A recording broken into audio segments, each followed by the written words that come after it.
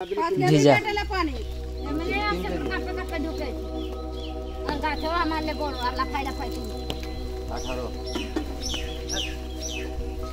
Viewers, এখানে একজন চা শ্রমিক পাতা সংগ্রহ করে নিছে। এখন একলা একলা তার যে পাতার ঝুড়িটা ওটা বাঁধতেছে। হ্যাঁ, তো যাচ্ছি ওনার সামনে, দেখি সে কি করে।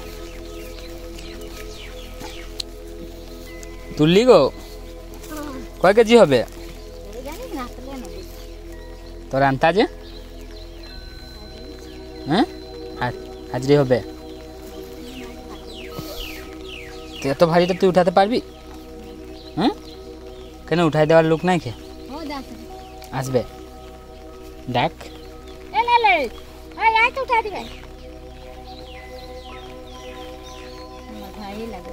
ও, এমনি তোর নাম কি? ভারতী সাঁওতাল।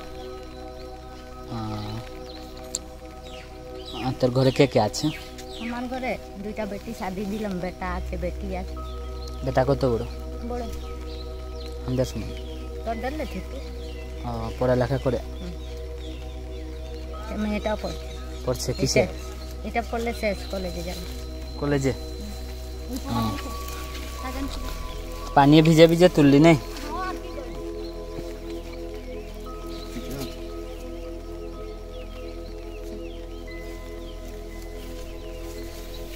দেখি তো ভিউয়ার্স, ওনার হাজরি হবে বললো তো প্রায় 20-25 কেজি ওজন হবে উনি বলতেছেন। তো এখন মনে হয় পাল্লায় নামবে, দেখি কয় কেজি ডাকে।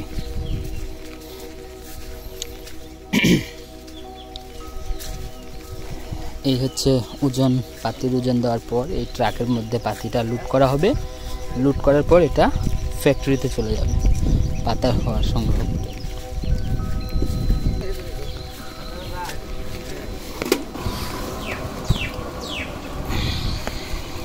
কত কেজি আছে এখানে? 21।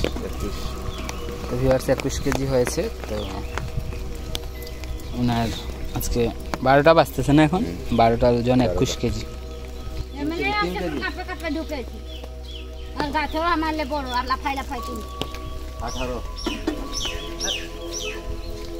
আচ্ছা, যাই হোক, পানির কারণে 3 কেজি কাটা হয়েছে।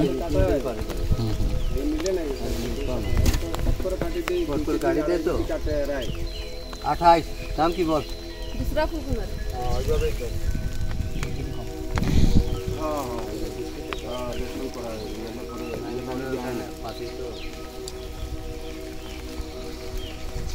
তো ভিউয়ার্স, এই হচ্ছে দুপুরবেলার ওজন। আপনারা দেখতেছেন চা শ্রমিকরা কিন্তু এই যে বৃষ্টিতে ভিজে ভিজে চা পাতা সংগ্রহ করতেছে। চা পাতা সংগ্রহ করার পর যত কেজি হচ্ছে 2 থেকে 3 কেজি কাটতেছে। হ্যাঁ, যে ভিজা তো চা পাতাটা, তো ভিজার কারণে 2-3 কেজি চা পাতা সংগ্রহ কাটতেছে। যাই হোক, তো মেন কথা হলো এই দেখেন, বৃষ্টি রোদ বৃষ্টি সব সময় কিন্তু ভিজে কাজ করতে লাগে। হ্যাঁ, চা শ্রমিকদের তো অনেক কষ্ট হয়। পর্যাপ্ত মজুরিটুকু যদি পায় তাহলে কিন্তু একজন চা শ্রমিকের মনে করেন এই কষ্টের ফলটুকু পাবে।